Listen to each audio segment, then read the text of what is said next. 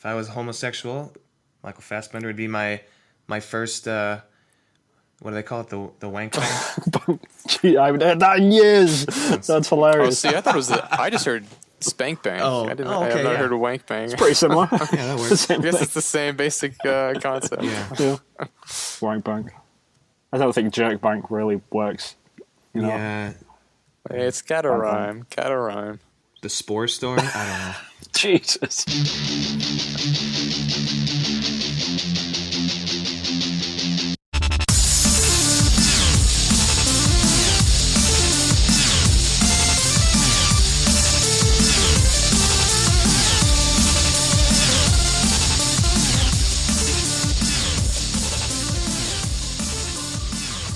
What's up, guys, and welcome to episode 12 of Podcast Reload. It's the general gaming podcast by Sifted.net subscribers, where we invite community guests onto the show to talk about the games industry in all its weird ways. I am your host, Vin Hill, and joining me, as always, is, of course, my co-host and fellow Japan dweller, Evan Piotrowski. Hello. And joining us as well is our community guest from Sifted.net, who is a mod this week, and this week it is Wilson. Hello, everyone. Cool. So you're known as Wilson on the site as well, right? That is correct. I straight stole username. the name Wilson. Stole it. It just off the reminds bat. me of the that movie Castaway. Yeah, you know? that's what I thought The as ball well. floating in the sea. Oh, yeah, I've got Well, that son. maybe 1,500 times. Yeah. Like, how often do you hear that joke on a serious level? I mean, all the time. Do you just get people like stretched out arms in the streets, like shouting "Wilson"? Like, I get it in person. I get it on the internet. I get Dennis the Menace references as well. I don't know if you've seen that movie. Okay, but- yeah. Like any home Mr. Wilson. improvement. Surprisingly, no. I don't get any home improvement references, but that's I don't know. That one would. I guess I don't know how you would really imitate him. I guess you'd have to like cover part of your face or something. But Yeah, that like one's harder to do. just grab like a notebook. Hey, who am I? You get it? so well, you could always have idols, but a bloody soccer ball can always go a long way, I guess. Yeah. Yeah. This week, I don't actually think we've got any corrections from the community, have we, Evan? No. I don't think we do. But speaking of Castaway and Desert Islands, I think we have a question yeah. for our guest. Yeah, Wilson, we've got a question for you, man. All right. Well, hopefully, I have an answer. Yeah. I'm sorry. So you're stuck on a desert island. You can take one game along with you, along with its corresponding console. What do you choose and why? Whew, good question. I've been thinking about this one, and there are many good picks, but I think I'm going to have to go with The Binding of Isaac Rebirth. Oh, okay. Complete with Afterbirth DLC. I'm taking all the DLC with me, but I think that's okay. I don't know that I've come across a game that I have been able to put so much time into and still. I mean, I have games that I put more hours into, I think, than that game, but I have put hundreds of hours into it at this point and anticipate putting hundreds more, I'm sure, over the next months or years. So, yeah, it's one game I think, never actually got around to, I don't think. Like, I played Super Meat Boy, and I did mean to get around to the Binding of Isaac, but I never got around to it. I recommend it because it's great, but I don't recommend it because it's highly addictive. So I don't know. It's a double-edged sword. But yeah. if I were on an island, I think that's the one I got to go with. So it's like taking heroin to the island. Then it's great, but highly addictive. Yeah. Pretty much. Yeah. I'll be high the whole time. Are you a like a Spelunky fan or a Rogue Legacy fan? It's funny. The genre of roguelike sound like. If you were to describe that genre to me, I would say no, thank you. But I love Isaac so much. It's just I don't know. It's the perfect. It's the exact kind of roguelike game that I would enjoy. It has so many items. It has so many different combinations and the way the items can stack. And I love how the different items change the appearance of your character. So every run feels different, and there's so many secrets to discover and. There's just so much to the game, but no, I don't even think I've ever played another roguelike before. See, I'm the opposite of that. Like, I've played Spelunky and Rogue Legacy, but I haven't played The Binding of Isaac yet. It's on the Wii U now. I might buy it. Jump on in, man. Jump on in. I've heard. I mean, I've can't seen so recommend it many highly videos enough. about it. People like Patrick Klepek in his Giant Bomb days. He used to do a run of of Isaac that I used to watch. So I'm really really interested. I just haven't taken the jump yet. Well, I highly recommend taking that jump. I think I will It is eventually. it is a damn fine game, Oh, cool. Cool. in my opinion. So, Evan, what have you been playing this week, man? I've been playing 2 games actually. Okay. Peanut butter and jelly. Actually, Crisis That's 2. that's food. That's not a game. That's definitely food. Actually, yeah, I think I've just been eating a sandwich. Trying to get to the center, right? Yeah. Yeah, no man's pie. Oh Jesus. Sorry. No, 2 games that go together very well. Crisis 2 and Mother 3. Oh, okay. Interesting. That's an interesting combination. That Yeah. is a very interesting one. So I've had Crisis 2 on my hard drive forever, and I beat Crisis 3 last year. I think it was a PS Plus game at some point. I really, really liked Crisis 3, and it's the same thing of like playing a game and then going back to an older one, where Crisis 2 doesn't have the bow, and it doesn't have Right. the framing where like Manhattan is under this giant like globe. So like the forest, like in 3, like the nature's reclaiming the city, but in 2 it's just like a destroyed New York, basically. But I like it. It's fun. I'm taking the Brent route where I'm just playing it. I'm playing it on normal, whereas I played 3 on hard. But there's so many games to play. It's like I don't have time to just keep dying over and over so I can get like 1 gold trophy, for beating it on hard. Sure. So I said screw it, playing normal, and yeah, it's been fun so far. And then I'm playing Mother 3, which is hey, that's a new game. Speaking of me playing new games all the time, it came out last December on the Wii U Virtual Console. But yeah, it's really good. If you like Earthbound, you will really like Mother 3. All the stuff is there. Like, I'm playing it in Japanese, of course, but Right. it does have that Earthbound style humor. It's kind of very, very quirky, very odd. So, for example, there's a part where you're in an area and like you're supposed to do something, and there's like there's pathways all around, but like usually if the game doesn't want you to go down those pathways, you can't go there. But what this game does is like you go up there and then it'll say like, there's a really, really, really small line of ants marching in front of you and you don't want to step over them, so you can't go this way. So like that type of humor. Or I just got done with a section where I'm in a haunted mansion, and it's haunted by like smelly ghosts because they like eating human food, but all the food that they have is just like rotten because it's just been like sitting on these banquet tables for so long. And like the save points are frogs, and you can talk to them. They're like, all right, like say hi to the next frog that you meet, like all that type of stuff. Yeah. And That was cool though. yeah, and the last thing is one of the most, like, Earthborn was about the characters and like the weird situations you were found in, and a lot of the NPC dialogue was really, really strange. That stuff is all there, but the actual story of Earthbound wasn't that great. Whereas Mother 3, the story is really, really strong at this point.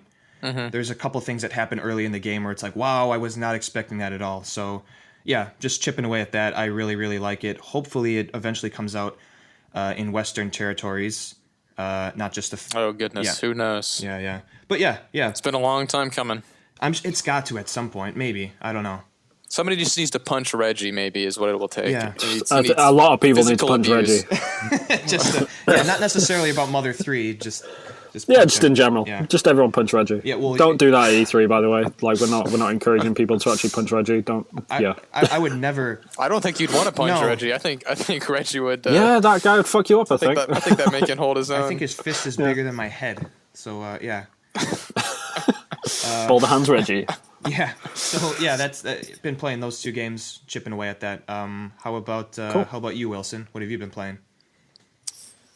Well, actually, oddly enough, I've been playing the Afterbirth Binding of Isaac Afterbirth, which is DLC for the Binding of Isaac Rebirth. It just came. It's been out on PC for months, I guess, but it just came out on consoles, or at least the PS4 a couple days ago. So I've been digging into that. I platinumed Rebirth. Oh wow! And got completely obsessed with that. That was the hardest platinum trophy that I've ever Yeah, gotten. Not that I've gotten very many, but that was hard as hell. So I it's the same. It's the same game, really. You know, they've added, but a ton of new items, new bosses, new enemies, one new game mode. But for all intents and purposes, it's still the same Isaac as Rebirth was. So, but it just further extends the playtime. I don't feel like it's got its hooks in me quite as much as Rebirth did when I was hell bent on getting that platinum trophy and doing everything. But I love Isaac, and it's more Isaac, so I'll take it. So I've been enjoying that. And then just last night, I started Gravity Rush Remastered on the PlayStation 4. Oh, nice. How is that, by the way? Is it translated over quite well? Because I played a bit of it on Vita, but I've never really? played the remaster. Yeah, I don't own a Vita, so I never had the opportunity to play it before. But so far, I'm really enjoying it. It's a really unique game. It's I don't know quite exactly what genre I would describe it as. Yeah, it's weird. It's like an adventure RPG, sort of weird. There's definitely you can there's abilities to level up. I think it's an open world game. As far as I can tell, you can kind of go wherever you want. Sure. I saw a side quest right as I stopped playing today, so I guess that's a key factor of a lot of open world games. But it seems like you have pretty good freedom. But obviously, the unique aspect of that game is the gravity mechanic, and that you turn gravity off basically, and then you can aim yourself and just propel forward towards whatever goal you have, whatever goal you're aiming for. So you can use it to get various collectibles strewn around the city, which is the currency that you use to upgrade your abilities, and it's quite addictive actually, because they hide those things all over the place. And so I'm trying to do a mission, and I'm getting ready to start it, and then I see there's 5 gems on a rooftop, and I'm like, damn it, I have to go get those first, which is that's lovely. But so it's an interesting mechanic, and you can also use it in combat when you fight the enemies. You can turn you use the gravity ability, and then you can fly straight into one and use a kick, and combat flows pretty fluidly. So I find that really satisfying. So I've only put maybe an hour and a half, 2 hours into it so far, but from what I've played so far, I'm really enjoying it. So cool. That's what I've been digging into lately. Oh, cool. Yeah, awesome. I haven't played that. I watched some video on it. It looks really cool. I like the character design of the protagonist is interesting. Some of the bad guys, the art design and stuff like that, pretty cool stuff. Mm-hmm. Yeah, it's great art direction. It's really impressive that it was a Vita game. I mean, it doesn't feel like a Vita game in terms of scale. Yeah. I've heard they've done quite a lot to sort of exchange it over to the PS4 version though. So pretty sure. So I'm excited to see what Gravity Rush 2 will look like whenever we see more of that, perhaps at E3. But really really solid stuff. I would recommend it if you're looking for something unique. If you're looking for something that I've never played a game that in terms of its core gameplay functions like this, really, I don't think that I can recall. So if you're looking for something quirky, new, I would definitely recommend giving it a try.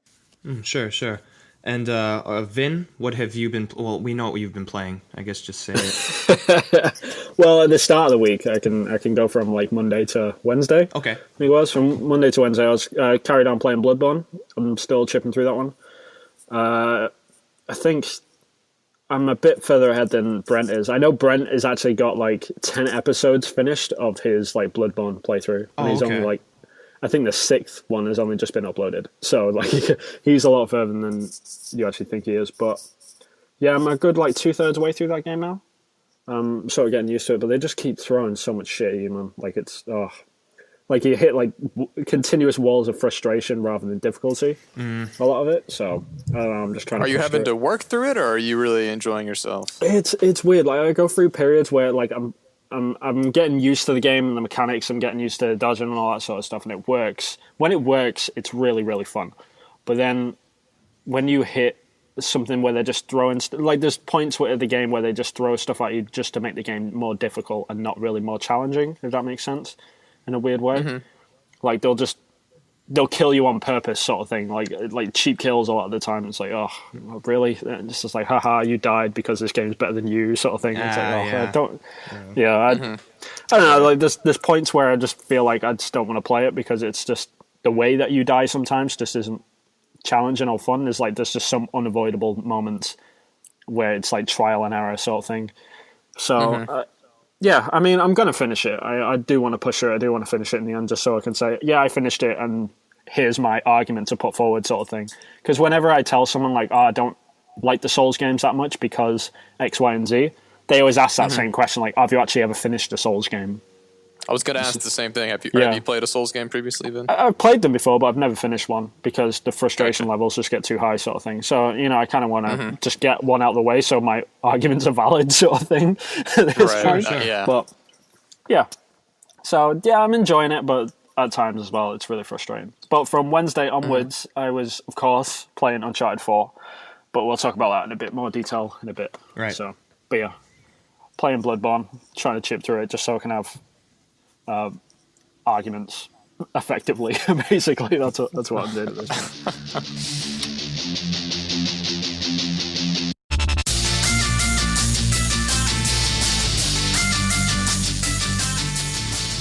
Yeah, we should move on. We'll move on to our main section of the podcast, which is, of course, the Small Three. And in the Small Three, we each pick a topic which we want to talk about, and that can be absolutely anything. It can be industry-related, it can be a game that we're really excited for, a game that we're currently playing, a game that we hate. It could be absolutely anything. We can even talk about Reggie's big hands that he punches people with. But I should have picked that. Damn it. Yeah, damn. Anyway, that's probably Evan's topic next week. So we'll start off with our guest in traditional fashion. Wilson, what is your topic for the Small Three this week? So my topic is the public's perception of video games, because I think it's pretty clear to anybody in the gaming community that video games as a whole are kind of misunderstood in the general society. Whether people assume that that video games are all just violence and simulated murder.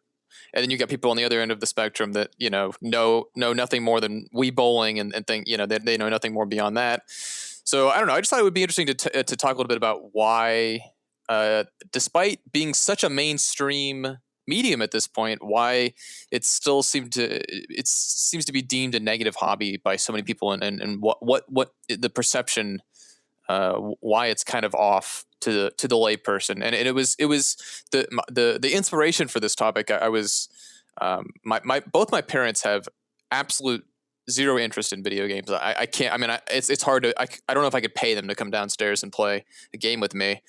And I'm always, every once in a while, I'll just go, hey, mom, hey, dad, you want to play a game? And it's always the same answer. And my mom can't even look at games without getting nauseous, I guess, because of the way the camera works and everything. And so I never get them to play it. But I was like, okay, mom, I've got this game. It's called The Walking Dead. And immediately she goes, Wilson, come on, are you kidding me? And I say, no, just hear me out here. It's not about the zombies, and it's very story driven. So basically, you don't even have to hold the controller. I'll hold it. You make the decisions. The dialogue choices. Obviously, Telltale's The Walking Dead, and I'll make the decisions for you. And so, just a couple of days ago, we finished the game. And so, the fact that my mother, I mean, if you knew my mother, made it through an entire video game, is pretty mind blowing. And it dawned on me how she had no perception that a video game like that could have even existed. Like, right. A video game that was story driven or things like that. I mean, she still thought that it was about getting high scores and things like that. And it just made me question, it just made me think about the misconceptions about video games as a whole, and how, some people have an antiquated idea of what video games are. How some people, have a no, it's interesting. Yeah, I mean, I had a similar experience where I was playing a Broken Sword. Like, this is years ago, like on the PC, point and click action adventure game, and my dad sort of just didn't get video games, similar sort of thing.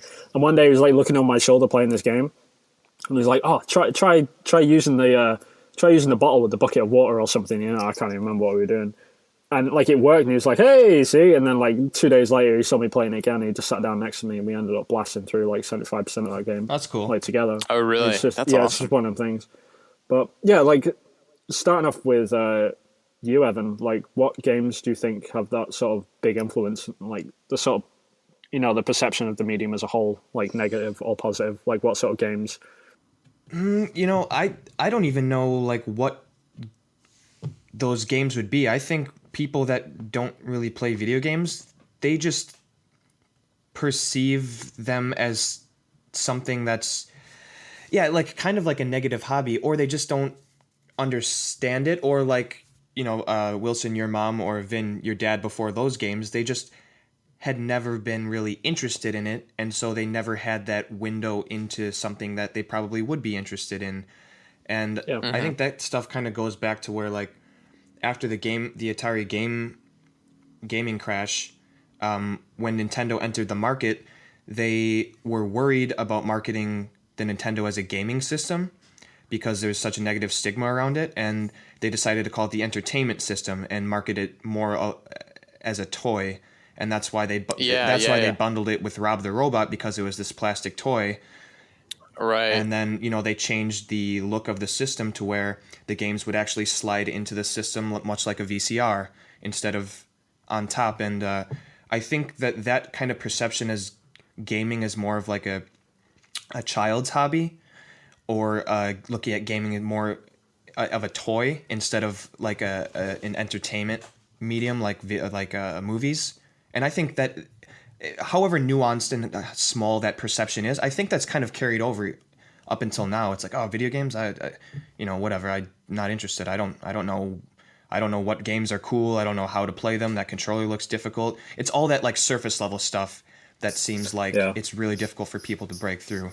I don't know, Vin. What do you think? I think it's along the same lines. People just don't understand it, so they don't go near it. It's sort of like, I sort of look at it as, when you get a kid and they've never eaten like peas, they're like, oh no, I don't like peas. It's like, have you ever actually eaten any peas? And they're like, no, but I don't want to. It looks disgusting. Yeah. It's that sort of thing. But the second that they eat them, it's like, oh, these aren't so bad actually. Yeah. I mean, it's a similar sort of thing. If you force someone to sit down and play The Walking Dead, or make them sit down and play Broken Sword or whatever, then they'll probably sit down and, like, if they look at it like an intellectual level rather than a reaction level, because that's what they're worried about, right? They're worried about having that controller in their hand and moving it around and stuff.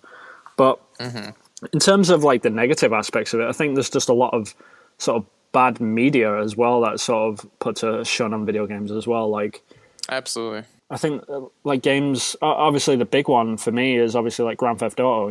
Like Grand Theft Auto has been in and out of the news for the past 15 years. It's going to continue to be in the news as well. Like the next one, I'll be out and be like, oh, can kids really handle this level of detail, shooting hookers in the face? That sort of thing. It's just, it's always going to be there. Like the stigma's always going to be there. But like games like Grand Theft Auto don't help it, but they do help it at the same time. I mean, it's a funny one. It's just a lot of people not understanding what video games are, but it's games are such a weird medium, because you can't just sit someone down and make them understand it hands off sort of thing. You have to actually put a controller in their hand and make them play a game that they like in order to understand it, which is a lot more work than it would be like, oh, you don't like action movies? Then watch this action movie. Like, it's 2 hours long or whatever. It's out of the way. Right.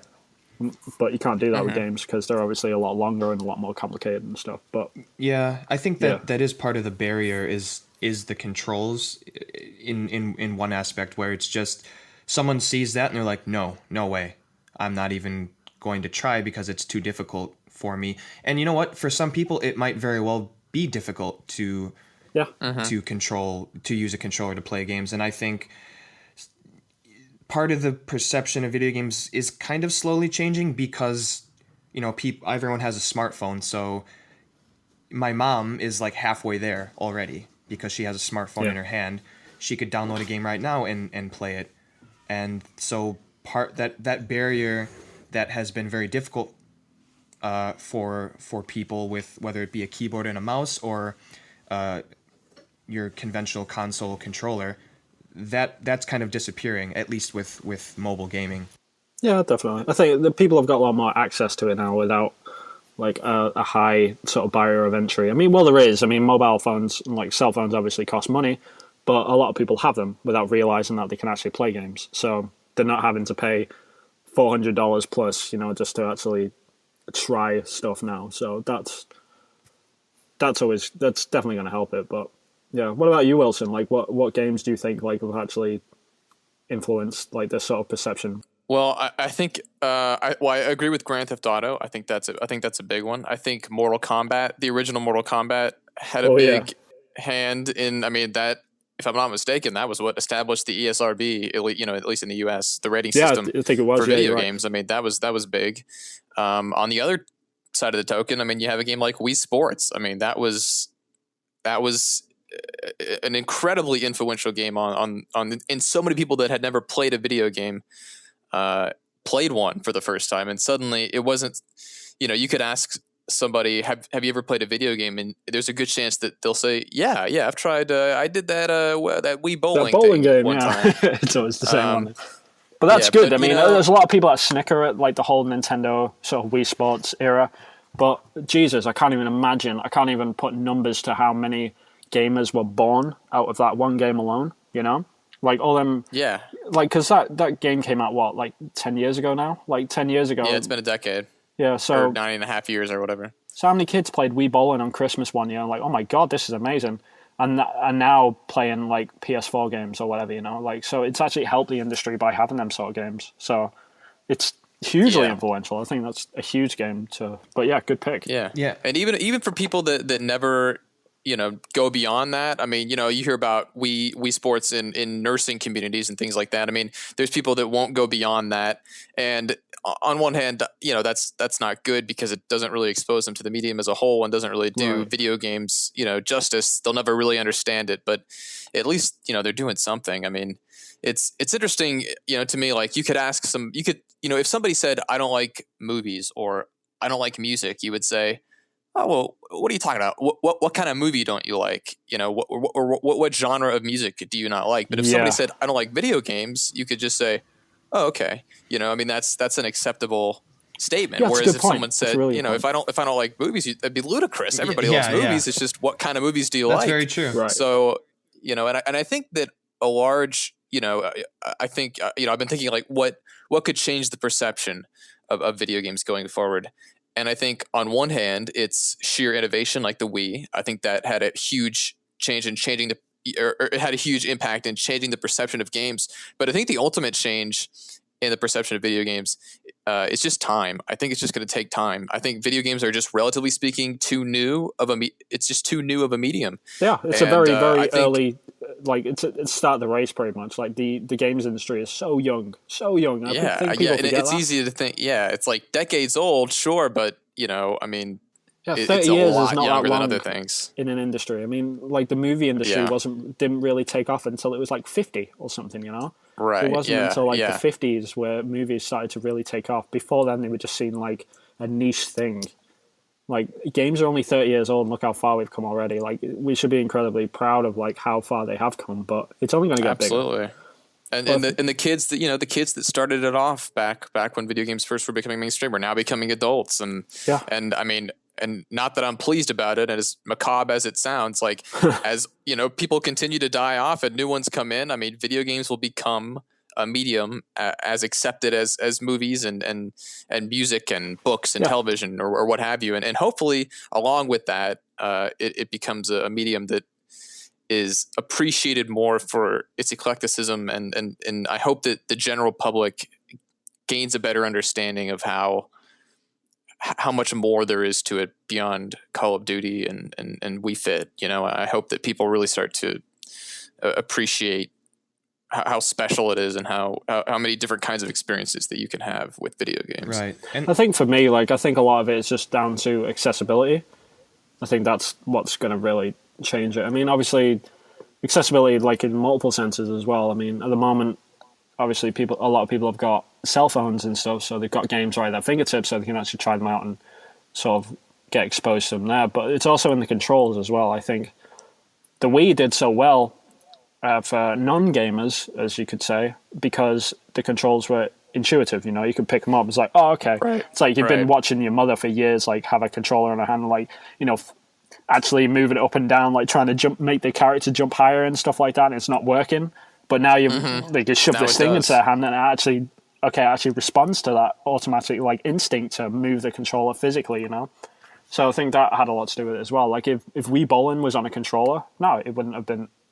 That console would have failed. You know, to be blunt, Yeah. I don't think it would have sold even a quarter the amount. But No, Yeah. I think that is really important, and this might be difficult going forward because, you know, like some games don't translate well to using motion controls because the technology's there, but it's not as accurate as pressing a button.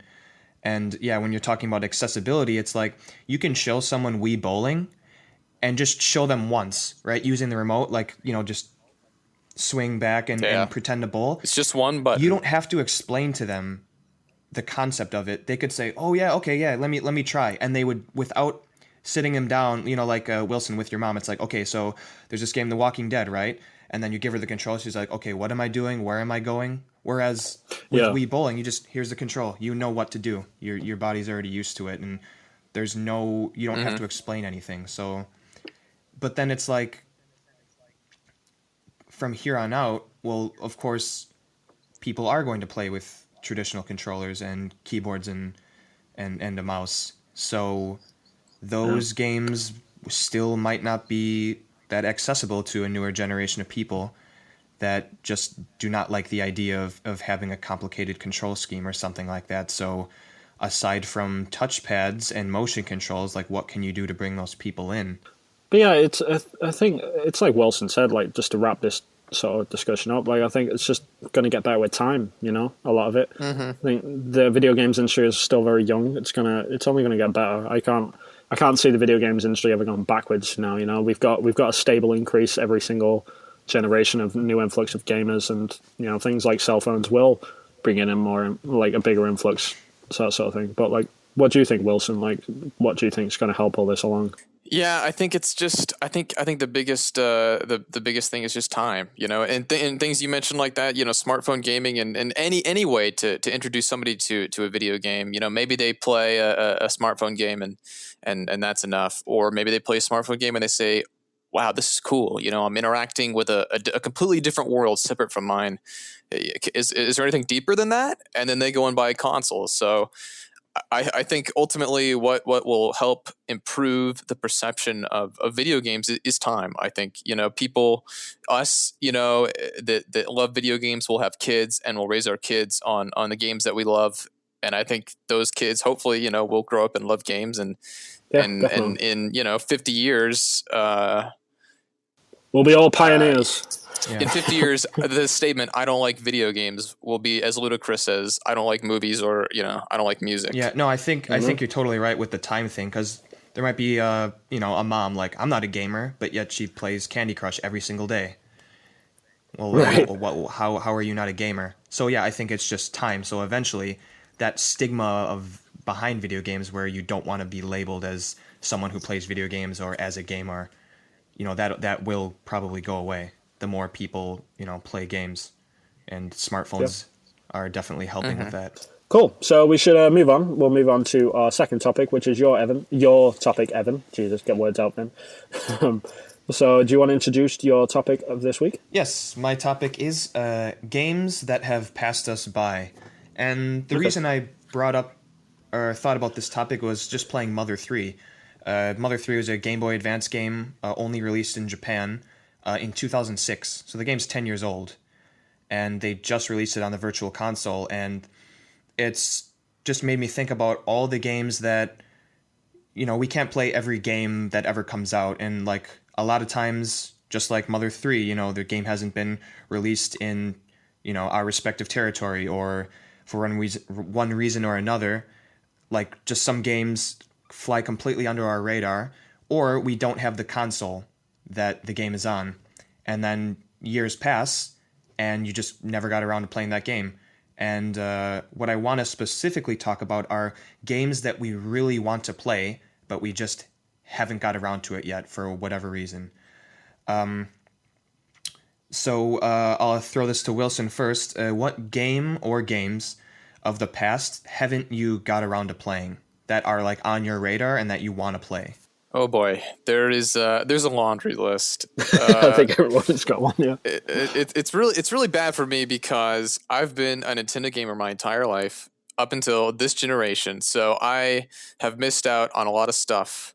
A lot of third-party content, and ultimately decided to go with the PS4. So now I've got access to the third-party content and the PlayStation content, and I got a PS4 late. So skipping the PS3, 360, Wii, I had a Wii, but skipping that generation and just jumping in now, I have a lot to play. I was going to say, man, this is going to be a long list. Yeah, Vin and I are going to shut up. You got 15 minutes. Go. But I intentionally play all of my games in ascending order of excitement. So I literally go through and I switch between physical. I buy all retail games physically, and then I have games obviously that are only released digitally, and so I'll go back and forth. But I'll literally sit in front of my shelf and I'll go through every single game and I'll figure out which one I am least excited to play.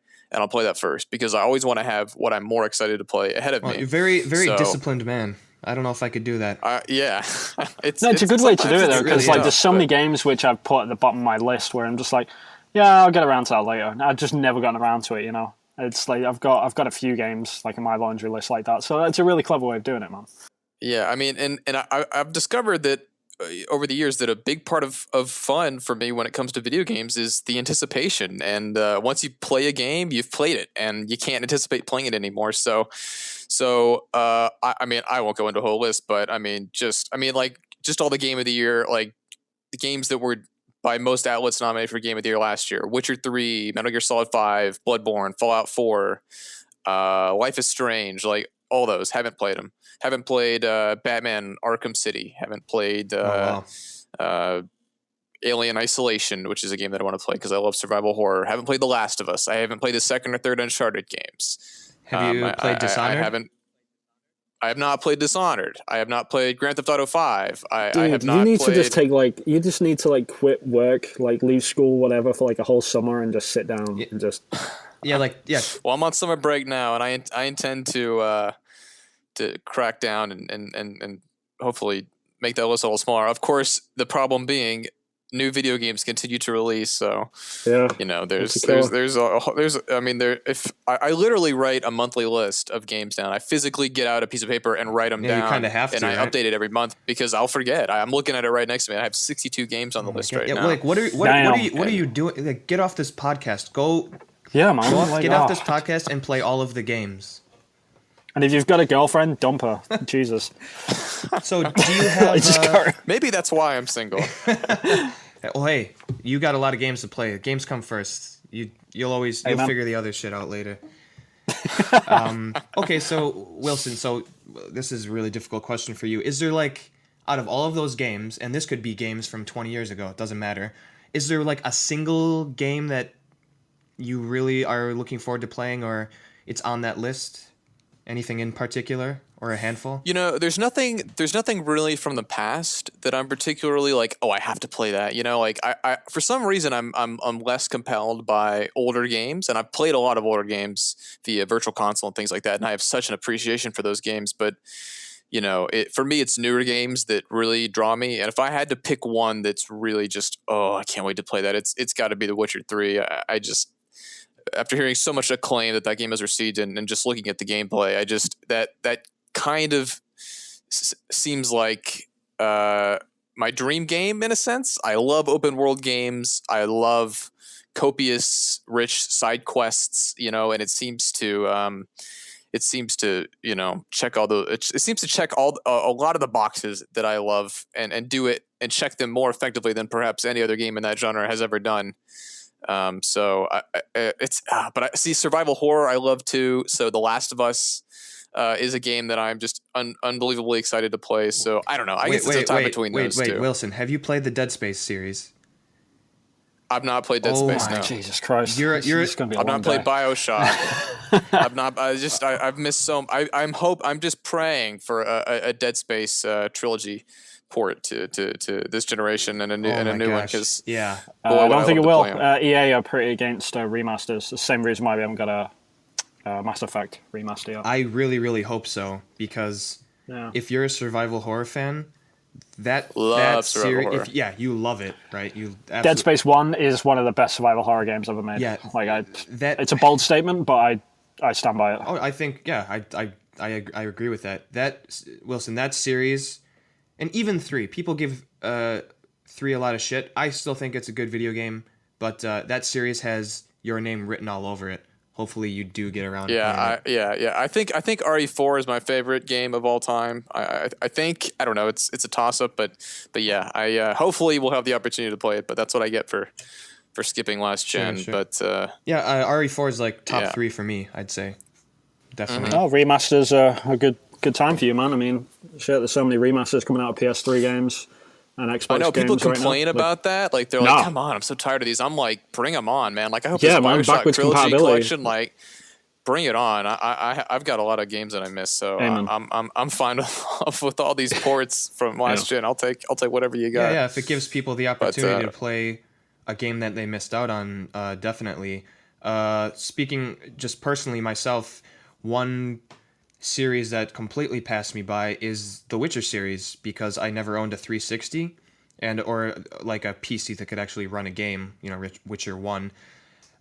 Didn't play Witcher 2, and now Witcher 3's out. I don't have a PS4 or a current gen system, so that is a series that I hope does get a remaster or a collection release on the PS4 because I would love to play it.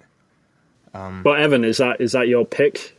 Like in regards to this topic, like would that be the one that's passed you by? Maybe not the main one. What would be the main one then? That's a good question. You think I would have a game considering this is my topic? God, you suck at this. Really? Wait. You're my co-host, really? Well, hey, let me let me think about it. Just fucking with you. I was supposed to throw this question to you, and then while you're talking, I was going to ignore what you were saying and then think about the game. But I kind of brought it up myself, so that's my own fault. Well, I can tell you my topic. Yeah, so Vin, how about you? What game or games have passed you by? I think the big one for me really is probably Mass Effect. They totally flew past me. Everyone was into them sort of thing. I tried to play the first one when it originally came out, and I bought it pretty much in the same week, the $60 sort of thing. And I played through like an hour of it, and then another game came out, which I was really, really excited for. I can't even remember what the game was. But I shifted off because I wasn't really having that much fun with the first Mass Effect. And I never got back to it, I just never got back around to it. So when the whole hype train was coming in for Mass Effect 3 and everyone was talking about the ending and stuff, like I still don't know what the ending is. Like it hasn't been spoiled for me, thankfully. Wow. Lucky man. Oh, really? Yeah. Like I'd never... Like, yeah, no one's ever ruined it, so I'm eternally thankful to everyone. But yeah, I never got back into that bandwagon. And even though right now I own, like last time I was in America, I picked up Mass Effect 1, 2, and 3, the trilogy sort of box set for like $15 or something. It was ridiculously cheap. I've got it on the PS3. It's sat in my living room right now. I've just never gotten around to it. Because ironically, that was one of the weird, like EA just randomly brought Mass Effect 3 to Wii U. So I actually have played Mass Effect 3, strangely. Not 1 or 2, but I have played 3. Wow. And loved it. So highly recommend it. I definitely would. It's one I'm getting. It's like it's right up my alley. Like I really wanted to play it again. I just haven't got around to it. Like every time I boot up the PS3 version, like it's really poorly optimized as well. That's probably another reason why I've never gotten around to actually finishing them. But yeah, I need to get on that one. That's probably my major pick outside of The Witcher as well. Like I own The Witcher 3. It is on my system, but I've never played a Witcher game. I need to get around to those as well. But yeah, it's not enough time, man. It's always RPGs with me, Yeah. Like it's always RPGs because they just take up so much damn time. Yeah, I mean, it's like you're looking. I rarely miss an at action adventure game, and you're like, I want to. It's like I don't have the time. I can't do it. I can't do it right now. Not yet. No, definitely. So Evan, why you've been ignoring me for like the last 5 minutes? Like, what was your pick? Okay, yeah, actually, I did think about it while you were talking. What did you say? I don't even remember. No. Nothing. I was talking about your mother. Yeah, not important. Not important at all. No. Hey, that's not nice. Are you talking about Mother 2, Mother 3? No, your mother. Oh, I don't think that's the name of any of those games. It might be my. No, no, all right. Let's get off this. Yeah, that's not going anywhere. Okay, yeah. No, actually, well, Or is it? well, you were talking We're about. just adding to the chili wax shack. God, One for the wank bag. trying to. Oh God, trying to bring that one back around. That didn't work. What is your pick? Yeah, so actually, I didn't think about it. I had a Wii for. I got one for free a couple years ago, and I actually never even really played it, even when I got it, and I got a bunch of games with it. So I totally missed out on a lot of Wii games, and I think one reason for that is, and people have probably read some comments I've made about motion controls on Sifted. I do not. I hate the Wiimote. I absolutely hate it. Like Really? for Wii Sports, totally fine. I've played Wii Sports, but just I don't like it. Like I couldn't. Donkey Kong Country Returns, absolutely not. Holding that thing sideways is a fucking nightmare. Yeah, it's like, why would they make you hold it sideways when you can just plug in a Pro controller? Yeah. No, it's just, yeah. So the games that I mean, if it's actually using the stick and the nunchuck or whatever, that it's totally cool. Like if you have to physically move it around, but when they make you turn the Wii pad around sideways and use it as a normal controller, it's like the most uncomfortable. Like it's like you're holding a stick. It's horrible. it's weird. It's worse than a Nintendo controller. It's a NES controller. But actually, I don't even like the nunchuck and the Wiimote. I don't like how it feels in my hand. So the games that have passed me by are games that have required the Wiimote, and more specifically, Galaxy 1 and 2 and Skyward Sword. Which I know that they're good games. Skyward Sword, that's probably arguable, but I'm a big Zelda fan, and it's kind of like one of those series, just like Final Fantasy, where I kind of I should play them, and I know that I'm going to eventually.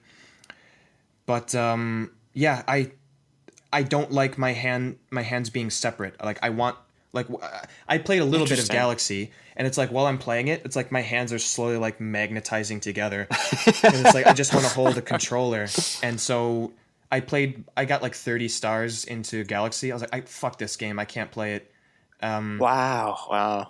I know. Wilson and I have had this So conversation. I mean, on it's totally fine. Sifted. Like I totally respect that. It's just so interesting how antithetical we are on that. Like it just can't. And again, it speaks to maybe that I only had a Wii during that generation, but it came so naturally to me. Like splitting or flicking the Wii remote to make Mario spin. Like it felt so tactile to me. Sure. Like when he would go through a launch star, it felt fantastic. Like I totally gravitated toward. I embraced the motion controls, and Well, I think it's what you ever get used to, right? And it also depends on the game. Like, if the game utilizes it effectively, it's just not... Like, to me, like, if you just, waggle the stick to make him, like, swing the sword or whatever, like, if it's not actually following the swing of the sword and you're just, like, waggling it, it's like, all right, this is useless. Like, this has got no correlation to what I'm actually doing on the screen. That's when it ruins it for me. But if it's like you said, like, if it's tactile, if your motion actually affects the game in that sort of precision way, then yeah, it works. But again, I think it's something that just you have to get used to, right? Yeah, I mean we kind of talked about motion controls and stuff like that a couple episodes ago. But yeah, just like I can't. I know I'm being a bit stubborn about this. Like I'm sure if I actually sat down and figured it out, I wouldn't be so. It's like it's so abrasive. That I go into it like not wanting to do it, so I'm not even trying to have a good time. I don't know. I think that's part of it, but it's just I don't like my hands moving independently from each other, especially when I'm especially when I'm playing a 3D platformer. It's just not very natural to me, and But I know those games are good, especially the Galaxy games. Like no one has a bad word to say about those games. Oh, they are incredible.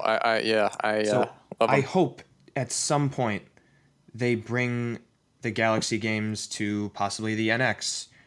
I wouldn't be Yeah. surprised. So if I wouldn't be surprised.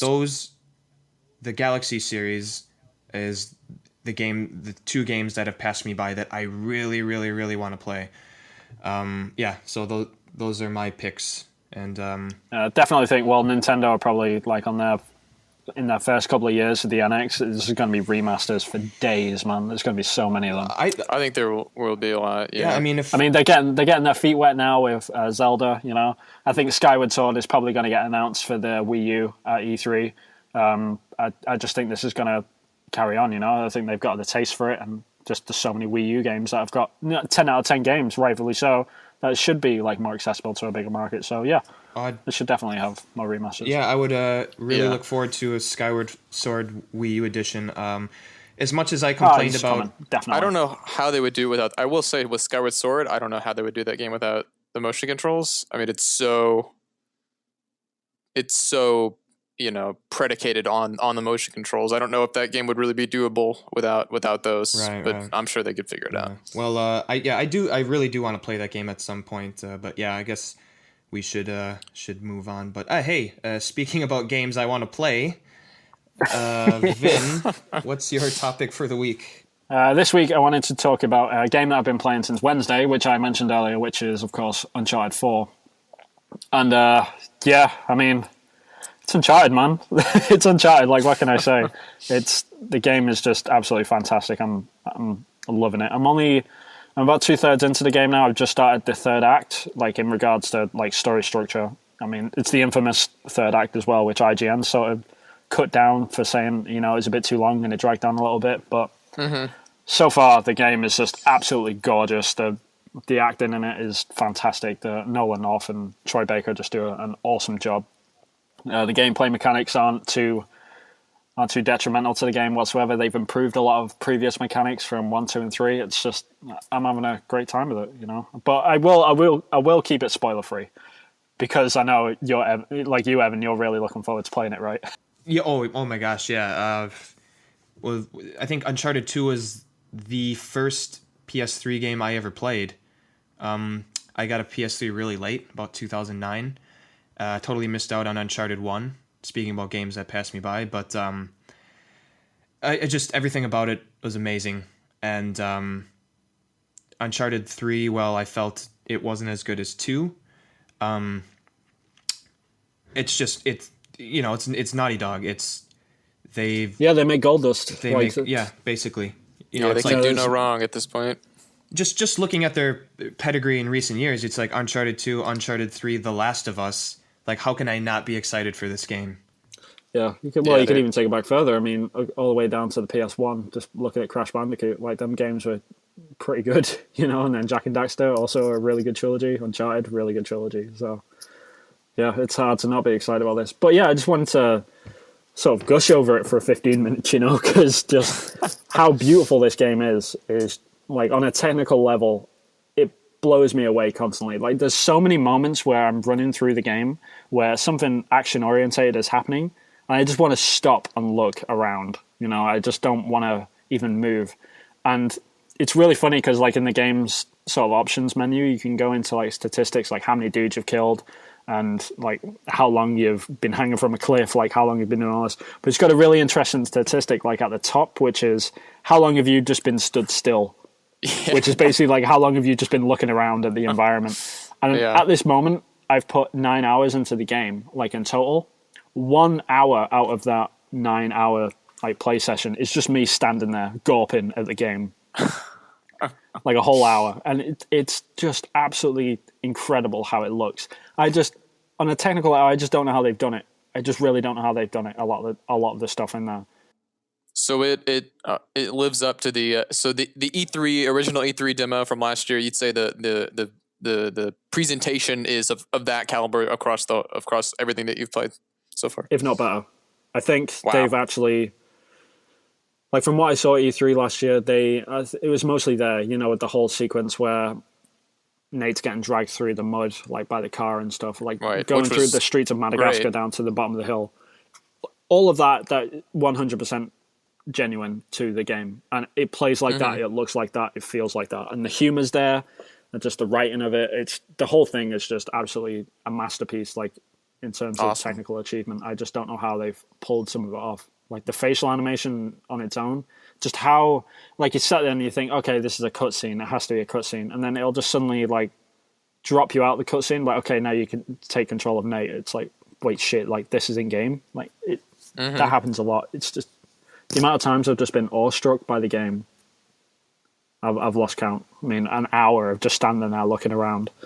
Someone should should mod it and just take out all the action scenes and just have it be like a walking simulator. Just look around. I would play that. Did you see that article on Sifted? There was really somebody said that Uncharted 4 is they compared it in some sense to a walking simulator. Yeah, it feels like it sometimes because you just don't want to like traverse around. You don't even want to play the game sometimes. You just want to look at it because it is that beautiful. Like some of the vistas in the game, you just like, how did they even manage it? It's insane. I hate the terminology, by the way, just for the record. Oh yeah, you did bring that up. Yeah, I mean, I don't know. It is kind of a negative. It has a negative connotation. I just think it has a pejorative. It's just don't like it. No, I agree.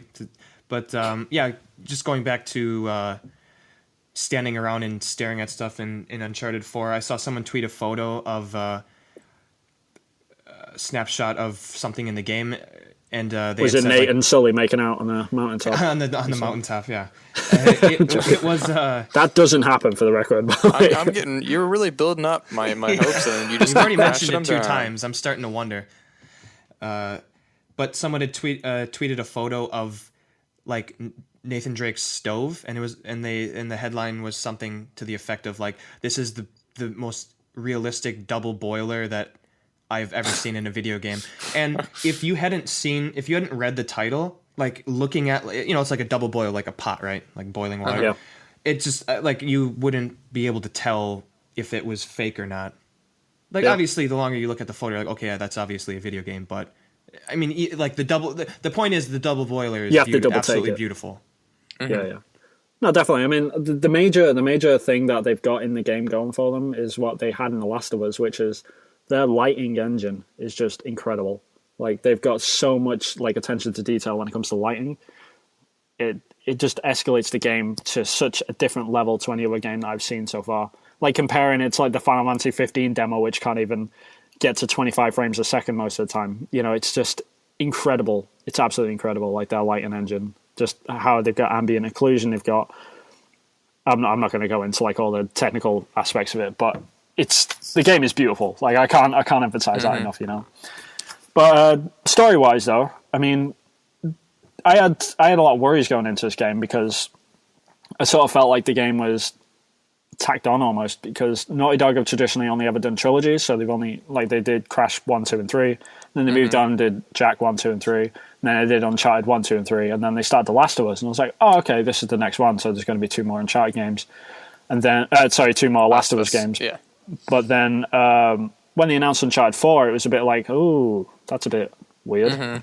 So I was kind of worried for that aspect. I thought it was just going to be like added on, and then when I heard that they were shoving in like Nate's brother who just comes out of nowhere, who's never been made mention of in the past and stuff, I thought, oh man, this is just going to be a bit weird and jarring, right? Yeah. But I have to say, I was, the way that they've incorporated Sam, Nate's brother, is perfect. Like they've done a really, really good job of like believability, like he's always been there sort of thing. And they do a lot of backstory stuff, and they explain where Sam's been and, how Nate sort of moved on from all that sort of stuff, and they've done a really, really good job. So if anyone's like thinking about picking up this game but a bit worried about that aspect of it, like they just sort of shoehorned in this character, it's not the case. They've done a really, really good job. They haven't skipped a beat. Yeah, no, they've definitely covered their track sort of thing. It's like, well, all right, where was he when this happened? Like, oh, okay, in Uncharted 3, there was a section where Nate was a kid. Like, where was his brother then and stuff like this? Never made mention of them, but they do a really good job. Like throughout the whole game as well. There's a couple of sequences where it goes back and it shows you like how, what happened basically between the two brothers, and they've just done a really good job. I guess people in general kind of were a little worried story-wise after Amy Hennig sort of, was left the company, and people were worried about could they maintain the quality of writing and everything with this game? But it sounds as though, according to you, the quality is still up there. I mean, I wasn't too worried about the Henning situation, even though they do give a really good props at the end of the game, like in the credits. Apparently, I heard that. Quite a nice. Well, the Last of Us was an amazing story, right? So that was the point I was going to bring up. The whole part where Henning wasn't involved with The Last of Us, but obviously we know how good that game is, just story-wise. So, I wasn't worried about Uncharted 4 being a bad title. But, like, in the tone of it, though, like, talking about The Last of Us, there's a lot of influence from that game in does Uncharted it 4. feel kind of darker in a sense? It's a bit, I wouldn't say darker, but it's a lot more serious in tone, Like, there's a lot of, like, slapstick humor in Uncharted 1 and 2 and some aspects 3 as well. Yeah, having just played the first one, it was just like you're shooting, so it's just mass murder, Yeah, but it's just it's so almost jovial. comical, right? It's Indiana Yeah. Jones. It's just like, Yeah. oh, whoopsie, I blew you up with a grenade, sorry. Yeah.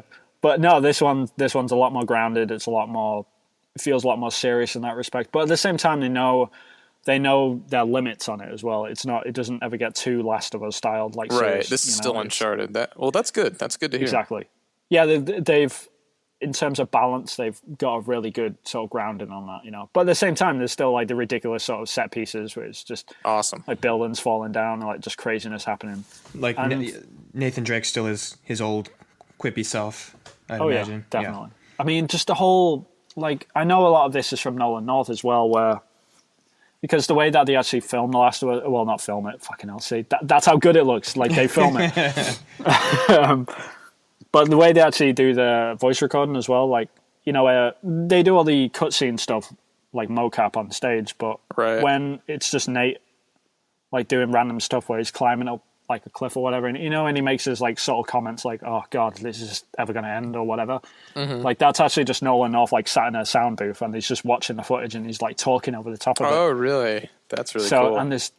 And he is at the top of his game with this one. There's so many like little funny moments, which just would make the game boring normally, like if he didn't say anything. But just the little comedy moments between him and like the brother is just brilliant, and both Nolan North and Troy Baker should be commended like on this game because their chemistry is perfect. It's spot on.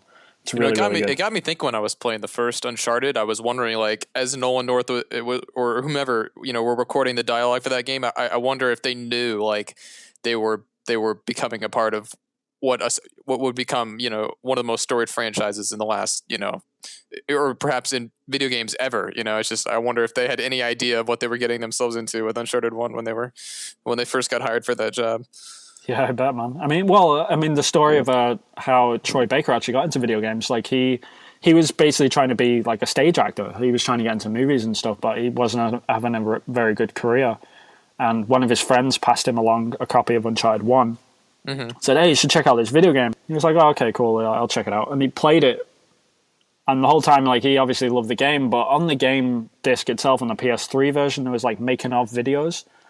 And it showed, like, behind the scenes, like, how they made the game, like, on the mocap stage. And he was watching these videos of just people in mocap suits, and he was watching Nolan North, like, oh, my God, like, people do this. Like, that's a job now, Is that... No shit, I didn't hear that. And that is... That's really Uncharted cool. 1 is the actual game that inspired him to actually move into the video game space. And when he landed The Last of Us, then, that was... It was like a dream come true for him. So for him, like on the back end of The Last of Us getting made, he was asked by Neil Druckmann to actually, hey, would you be interested in playing Nate's brother? Wow, that's pretty awesome. And he was like, and apparently, like, he put the phone down on Neil Druckmann. He's like, "Don't fuck with me, man." And he just put the phone down on him. And just like, yeah, don't play with me like that, But yeah, dreams do come true, and now he's working on such a he's cool worked on job. Uncharted 4. I would love to do that. You get I'm paid sure there's to, like- difficulties, but what a rewarding, cool career I know. to be Like, a voice actor. What a Or job an it actor must in be general. to just like pretend to be a character, like being a kid again, running around in a mocap suit and just having that imagination to play these stories out. It's So I have to give all the credit in the world to those two guys because they really, really brought this game to life so far for me. Anyway, I'm only 2/3 way into it, but yeah, just the chemistry between those two is just really, really cool. Awesome. Just out of curiosity, Vin, what would you rank for the original trilogy from favorite to least favorite? How would you rank the original 3 games? Oh, it's difficult because like I try to, when it comes to trilogies, I try to look at them as a whole a lot of the time. It's like when people ask me, what's your favorite Lord of the Rings movie? I'm like, what? It's like it's one movie. What are you talking about? Yeah. But with Uncharted, I'd definitely say it's one of the, it's hard Uncharted 2 is definitely up there. I mean, it's got to be the best one. I like the series so much, you feel like you're betraying it by exactly like there's no bad Uncharted game. Mm-hmm. It's just different times of when they were made and stuff. But Right. I'd probably say 2, 1, 3 for the original. Okay, interesting. Yeah, 2, 3, 1 is the answer I hear the most. So I was just curious what your 2, 1, 3 your will take probably was. be for me. I mean, I'd probably like 3 the least, maybe, because I don't know. Like Uncharted 1, I played that when it first came out, so it felt fresh to me at the time, and it really grabbed me, and it was like, oh my god, this is something completely different. Right. My favorite game of all time is Eco, and it's like an action adventure game, like set in ruins inside this massive castle, and it's just about you exploring, like literally just in this empty landscape. And Uncharted has a lot of that. So when I first played that in Uncharted 1, it was just, it blew my mind. So yeah, definitely up there. But Uncharted 4 at the moment probably slots in. It's probably going to come in second place. I think it's going to take the place of number 1. Can't top 2.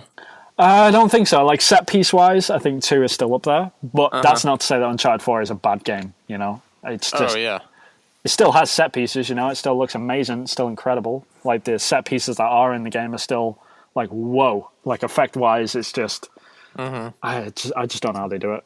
Yeah, I mean, like the whole game I'm playing it, I'm just like I don't know how they've technically achieved this. It's insane. Yeah, I would say I've only played 2 and 3, and I would say 2 and 3. 2 is my favorite out of those two. But yeah, I mean, Vin, some of that might just come from like Uncharted 4 being the 4th in the series, or the 5th if you count Golden Abyss, right? So like, while it's this amazing thing, it is, and this isn't to say this is a bad thing, but it is more Uncharted in a sense, whereas the second one was such a leap and it was only the second in the series. Is that kind of fair to say? Why two is like your favorite? Like I'd say I don't know. It's strange because, like I said, I try not to. None of them are bad, you know. It's one of them things. Right. But yeah, I'm gonna go and play Uncharted 4 straight after this podcast. I'm gonna carry on playing it. I'm loving it. It's one of the greatest games of this generation on a technical level. Story wise, it's really really good. All I could do is nitpick at this point. And I know Shane and Matt were talking about it, and it was pretty much just Shane like nitpicking for like 45 minutes, right? But they were really high on the game as well on Game Face. Yeah, I mean, how can you? It's hard to like say anything negative about it. It's just I'm really enjoying it. It's probably one of the greatest games of this generation thus far. Yeah, looks like we got we got one of the Game of the Year nominees. Definitely. On a technical level, if it doesn't win Art Direction of the Year or just anything to do with art, if it doesn't win that award, then I'll be severely disappointed. That's all I can say. They just put all the awards on the podium, and the awards go to Uncharted 4. To slide them all off towards Neil Druckmann. There you go, dude. Just get out of here. Like, take them. Get off him. you know how like someone you can like clear a table off with like a swipe of your hand. Like Neil Druckmann just comes out and just like swipes all the awards. Fuck you. Yeah, it's definitely up there. I mean, it's going to be hard to knock that off. Like, it's the greatest game. Like, it's the greatest looking game I've ever played, ever, by far. Hands down. Have you played The Order? Just out of curiosity. I have. I've completed The Order. Beautiful game, absolutely beautiful. But it's very consistent. You know, just the thing that gives Uncharted 4 its edge is just how many different locations, different weather effects, better. There's so many different things going on. The Order is an amazingly beautiful game. It is. You can't put your hand on it, but yeah, Uncharted 4, just the variance in how it looks, it takes it, I think. Well, that's awesome. Yeah.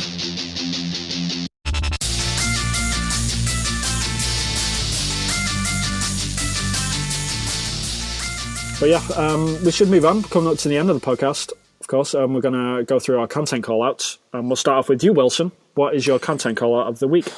My content call-out of the week is the Persona 5 release date trailer translated is the full title of that piece of content on Sifted. I have never played a Persona game, but I've never played a Persona game before, and obviously 4. I actually don't know that much about the reception. I'm sure the first 3 are received well, I guess. I don't know, but 4 obviously is like considered to be just incredible. It's the best one in my opinion, I think, at this point. Really? up till now, yeah. Right. Okay. So I mean, just based on the sheer critical acclaim of that, I'm definitely interested in jumping into Persona 5 when that eventually releases. So, and I thought this trailer, it's about 5 minutes long or so, and it just did a really good job of further convincing me that this is something that I'm really interested in. So And I it's don't know like, if man, is that game stylish? yeah, it Yeah. is. It's just Yeah. it looks so It good. really is. Has it got a Western release date yet? Did it No. come with the No, trailer? it does or- not, and It it's does not. September, Okay. I believe, in Japan, if I'm not mistaken. Yeah, the Japanese release is September. Which I means didn't know that. we're looking maybe 2017 for. Yeah, America? I've got it on my fantasy league. don't know. So This might be I one do of the not, very. thankfully. Shoot, I might have it on one of mine. You don't have it on the one against me, Evan. I know that. I checked Yeah, yours. we and don't. We do not have it, or I don't have it on my list. Yeah, Someone you does don't have have but it on it. technically, Someone does. if it gets a score like on a Japanese website and that gets uploaded to Metacritic, then technically that counts. It should count. Yeah, I think that's. I don't think Metacritic ever uploads Japanese scores Just- though. Don't tell me that. Tomb Raiders is going to be I think laughing at me right Persona now. 5 will be one of the first instances where I'm going to buy the PS3 version because I don't have a PS4 and I will really want to play it. Oh, I didn't even know it was being released on PS3 as well. Yeah, so Cool. Oh, it is. I didn't know that. if it doesn't come out, in the States this year, I'll just buy the Japanese version and play that. Cool. So, what about you, Evan? What is your content call of the week? My content call out this is a couple days ago at this point, but the Pokemon Sun and Moon Japanese live action trailer. And the main reason I'm calling this one out is because just the framing of this trailer is actually really interesting to me, at least, because I live in Japan. There's this Japanese kid, and he's with his mom, and you don't really know what's going on, and he's in school, and he's like, the teacher calls him to the front, and then you look, it's like, oh, there's like, this is like some international school or something in Japan, because there's like, you see like kids that aren't Japanese, like in sitting in their desks and stuff, and then it cuts, and he goes to a cafeteria, and he's like eating by himself, and I'm like, well, wait a minute, there aren't any cafeterias in Japanese schools. Yeah. And then you slowly realize it's like, oh, he like moved abroad outside of Japan, and he doesn't have any friends because there's this massive language barrier. Right. And then so it's like really weird. Like you're just like figuring out what like the framing of this trailer, and then he's walking with his mom, and then he sees like a game shop, and then he goes to buy the new Pokemon game. His eyes light up. It's like, oh, this is something I'm familiar with. In this unfamiliar world where I'm experiencing all this culture shock, like, okay, this is my beacon of light. And then he gets the game and he's playing it, and it's in Japanese, which doesn't make any sense. Why would the Japanese version of the new Pokemon game be sold in the States or whatever Western territory the kid It might have like a Japanese language option. You never know. I suppose, yeah. I suppose I shouldn't really think about it too much. But Right. basically, what Suspension of happened... disbelief. Yeah. Well, I'm Ruining out. the story, I'm out. Evan. Fuck God. this trailer. It's not realistic. But then what happens is like he ends up going up to the kids, and they end up connecting through the game. And then at the Right. very end, like he speaks English, and the kid speaks English back to him. So it's actually has nothing really to do with Pokemon, although it's kind of like these people connected through this Japanese thing, right? This kind of Yeah, that's common probably thing the that- message, right? Like you don't need to like speak the same language to know like what makes Pokemon fun, sort of thing. Exactly, yeah. But I thought it was an interesting idea for a Japanese commercial. Yeah, I was going to say that. I mean, we live in Japan and we know like how rare that sort of outside thinking is. Yeah. It's, Japan naturally is quite homogenistic. It can't be helped. It's just one of the most an island homogenous country with its own countries in language. the entire world. Yeah. Yeah. So yeah, that's really interesting. I'll definitely check that out. I haven't watched the Yeah, I trailer, haven't so seen it either. I mean, I'm not that interested in Pokemon. I haven't been interested in Pokemon in many years because it's just, hey, you added more Oh, Pokemon. I've only ever played the first Pokemon game, so Oh, really? I'm actually I only ever Those starters, won, so man. They revealed the new starters. They're looking pretty nice. I like the owl with his little I leaf do bow too. tie. It's pretty sweet. The bow tie. The owl with the bow revolution. tie, new Pokemon. Yeah, but anyone who didn't really catch the framing of that story, go back and watch it again. It's just really interesting because it's not the type of commercial you think even like a director would conceptualize, especially for a Pokemon game. Yeah, so interesting. Yeah, it's really interesting. That's cool. And I'll Vin, definitely check Yeah, that I need out. to check that out. all right, and Vin, how about you? What's your content call out? My content call out is in the sort of the vein of my topic of this week, which was I was watching I don't know the exact title of it, but it's Nolan North and Troy Baker are talking. It's like an interview outside of like an Italian castle. It's like the brothers talk or something. It's called, but it's just like watching them two guys talk with each other in this interview. It's just the comedy between them two is brilliant. Like they've got so much chemistry between them, and just they're really natural to talk to each other. So it's really, really funny. I encourage everyone to go and check it out. It's even if you're not into Uncharted or whatever, just go and watch them two guys like laugh it out, because they've got some really interesting stories, and they even bring up that whole story that I brought up about Troy Baker getting into the Uncharted series to start thinking about voice acting in video games. I think they actually talk about it there. So yeah, go check it out. Yeah, two it's called very Uncharted talented guys. for A Thief's End, the Brothers Drake interview on Sifted. Okay, man, Vin, do you have like dreams about Uncharted 4 at this point? At this point, yeah, man. Maybe that's where the Sully Drake kissing is coming from. Maybe that's like a fan fiction I'm thinking about right now. Yeah. Writing it as we speak. I'm right on board with you, man. Well, you could do the you can imagine concept that? art, right? Yeah, exactly, right? Wake up in the morning with a PS4 controller in your hand. Oh shit. But yeah, moving on to the end of the podcast. First and foremost, just want to say a massive thank you to Wilson for joining us this week, man. It's been really cool to have you on. Yeah, oh, thanks. absolutely. The pleasure is all mine. I've never been on a podcast before. Always wanted to do it. So the pleasure is all mine. If you ever run out of guests, I would be more than happy to come back and join you guys again. Man. Yeah, you know your stuff. You talked a lot, which is good. You know, we'll definitely have you back on at some point, I'm sure, when we run out of guests, when everyone else is getting sick of this. Yeah, it's like there's a compliment. It's like, yeah, man, you talked. It's you did that. I mean, we have some guests that are a bit more like, you know, not quiet or anything, but just don't like include themselves as much, because obviously me and Evan talk with each other every single week, so we're quite natural at this. Yeah, but also that might be like, it's like might not really have anything to say about a specific topic, right? It's like, I want to talk about Nintendo. It's like, I haven't played a Nintendo console for like 10 years. Right. Oh shit, I probably should have had this conversation with you earlier before we recorded. That's my fault. But yeah, no, it's all good. We're going to finish up with our final goodbyes and any Twitter handles and any plugs that you've got, man. So start off with you, Wilson. What is your Twitter handle and any plugs or goodbyes you've got? Yes, my Twitter handle is @Wilson_Twitch, spelled just as you would expect it to be spelled. And I do have one plug. The only plug I have is for my Twitch account. I stream on a daily basis on Twitch. Oh, really? Nice.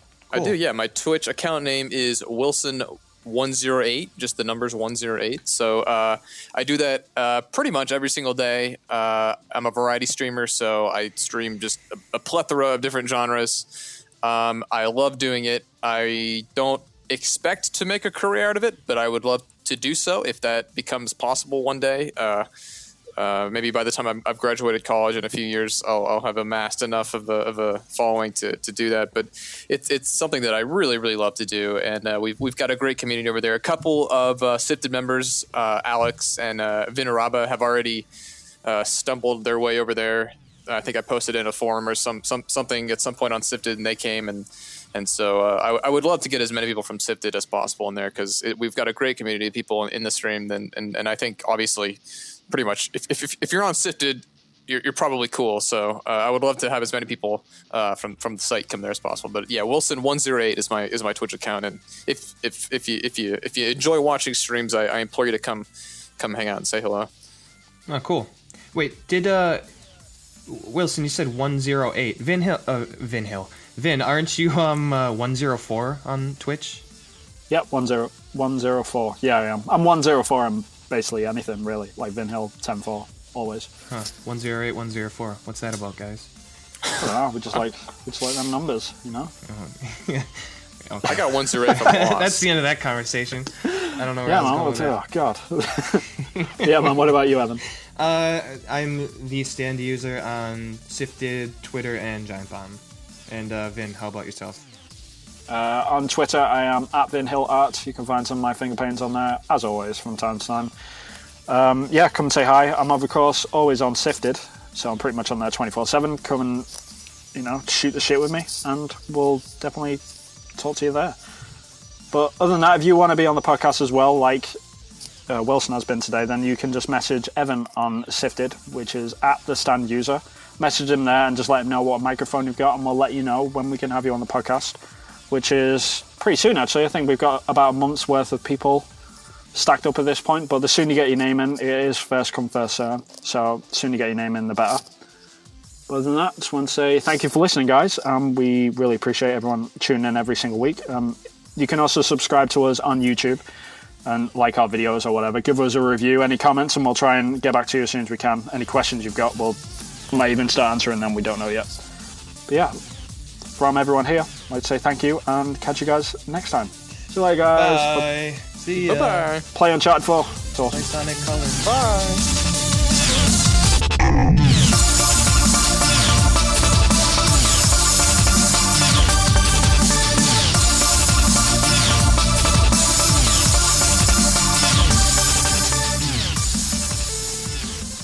Oh, yeah.